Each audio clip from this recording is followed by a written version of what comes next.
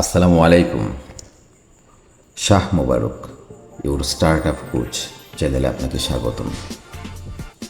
বন্ধুরা, গত পর্বে আমি ধারাবাহিকভাবে আলোচনা করতেছিলাম নতুন উদ্যোক্তাদের কমন ভুল বা মিস্টেক নাম্বার 4 নিয়ে আমরা আলোচনা করব।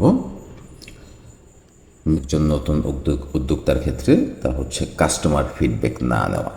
বন্ধুরা, এই ভুলটা আমরা সচরাচর অনেকেই করে থাকি যে আমরা কাস্টমারের ফিডব্যাক নেই না। সাধারণত আমরা এরকম মনে করি যে আমার প্রোডাক্ট তো ভালোই, সবাই নিশ্চয়ই খুশি, কারণ সেল হচ্ছে, আস্তে আস্তে সেল বাড়ছেও। কাজে আমাদের মনে অনেক সময় এই ধারণাটা হয় যে আমাদের প্রোডাক্টটা নিশ্চয়ই ভালো এবং সবাই খুশি। কিন্তু আপনি বা আমরা আসলে যা ভাবছি আর কাস্টমার যা পাচ্ছে সেটা কিন্তু এক জিনিস না। চলুন আমরা একটা উদাহরণের মাধ্যমে দেখি। ধরুন একজন কোচ, তিনি দারুণ অনলাইন কিছু কোর্স তৈরি করলেন, কিন্তু ইউজার ইন্টারফেস ছিল বেশি জটিল, ফলে যে কারণে অনেকেই কোর্স শেষ করতে পারেনি। একজন ই কমার্স উদ্যোক্তা 7 দিনে পণ্য ডেলিভারি করেন, কিন্তু কাস্টমার চায় 3 দিনের মধ্যে।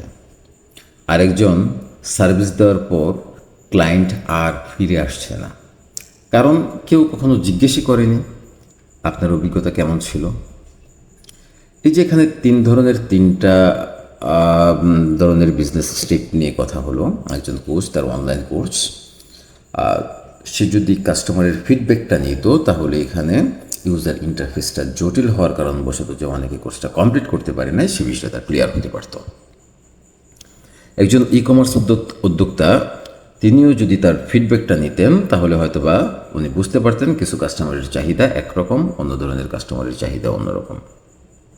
আসলে এই ভুলের জন্যে কী ধরনের প্রভাব পড়ে বা কী কী সমস্যা হয় সেটা আমরা একটু দেখি। শুধুমাত্র এই কাস্টমারদের কাছ থেকে রিভিউটা না নেওয়ার কারণবশত আমরা প্রথম যে সমস্যাটাই ভুগি সেটা হচ্ছে আমাদের প্রোডাক্ট বা সার্ভিসের উন্নতির জন্য সুযোগটা আমরা মিস করে থাকি। আমরা যে চাইলে প্রোডাক্টটাকে পরিবর্তন করতে পারতাম, আরও ডেভেলপ করতে পারতাম, আমাদের আসলে সেই সুযোগটাই তখন থাকে না, কারণ আমরা জানি না কোন বিষয়ে উন্নতি করা উচিত ইত্যাদি, যার প্রভাবটা পড়ে আমাদের প্রোডাক্ট বা সার্ভিসটা সবসময় অপরিবর্তিত থাকে। অর্থাৎ দিন পরিবর্তনের সাথে সাথে আমার যে প্রোডাক্টের বা সার্ভিসের গুণগত মান পরিবর্তন হবে সেটা আর সম্ভবপর হয়ে ওঠে না। 2 নম্বর যে সমস্যাটা হয় সেটা হচ্ছে রিটেনশন কমে যায়। রিটেনশন কমে গেলে তার প্রভাবটা স্বাভাবিকভাবেই এই কাস্টমারটা আর ফিরে আসে না। 3 নম্বরে যে বিষয়টা হয়ে দাঁড়ায় সেটা হচ্ছে মানুষ এক ধরনের বাজে ওয়ার্ড অফ মাউথ করতে থাকে, বড় ধরনের প্রভাব পড়ে, সেটা হচ্ছে ব্র্যান্ড ক্ষতিগ্রস্ত হয়। এরপর আরেকটা বড় যে সমস্যার মধ্যে পড়ি সেটা হচ্ছে আমরা যে কোনো সিদ্ধান্ত নেই ডেটা ছাড়া। আমাদের কাছে কোনো তথ্য নাই, কিন্তু এরপরে আমরা সিদ্ধান্ত নিই, প্রভাবটা পড়ে অনুমানের উপর চলতে হয়। তাহলে আসলে এটার সমাধানটা আমরা কিভাবে করব?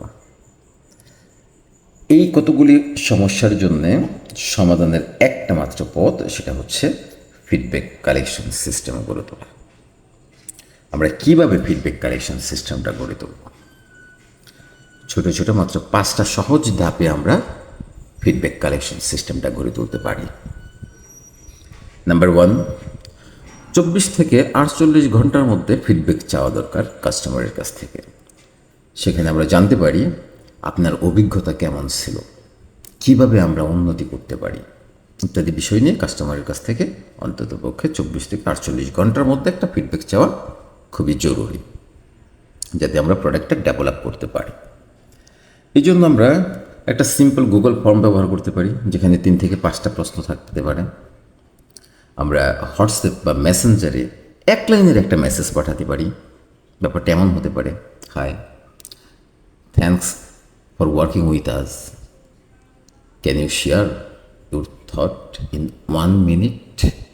এরপর আমরা যে কাজটা করতে পারি সেটা হচ্ছে একটা রিভিউ পোস্ট করতে পারি, যাদের কাছ থেকে আমরা রিভিউটা নিলাম তাদের অনুমতি নিয়ে।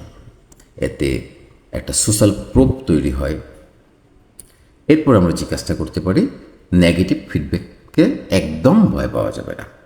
এটি সবচেয়ে বড় শেখার জায়গা। যখন কোনো নেগেটিভ ফিডব্যাক আসবে, এখান থেকেই আমার বিজনেস ডেভেলপমেন্টের জন্য অনেক ধরনের পলিসি ডেভেলপ হবে। তো সাধারণত নিচের এই তিনটা প্রশ্ন সবসময় কাজে লাগে ফিডব্যাক নেওয়ার জন্য। Number 1, what did you like most about our product or service? Number 2, what could we improve? Number 3, would you recommend us to others? Why or why not? অনেকেই ভাবে কাস্টমার যদি কিছু না বলে তাহলে মনে হয় সব কিছু ঠিক আছে, কিন্তু আপনি জানেন না সে হয়তো আর কখনোই ফিরে আসবে না। ফিডব্যাক হচ্ছে এক ধরনের আয়না, যেটা আপনার প্রোডাক্ট বা সার্ভিসের দুর্বলতা দেখায়। সফল উদ্যোক্তারা ফিডব্যাক থেকে ভয় পান না, বরং শেখেন, পরিবর্তন আনেন এবং সেই কারণেই তারা এগিয়ে যান। আবার এই ভিডিওটি যদি আপনাদের মিনিমাম কোনো একটা সেন্স তৈরি করে থাকে, তবেই আসলে আমি নিজেকে ধন্য মনে করব। তো আমি পর্যায়ক্রমে উদ্যোক্তাদের জন্য এই ধরনের ছোট ছোট ইনফরমেশনগুলি তুলে ধরার চেষ্টা করব।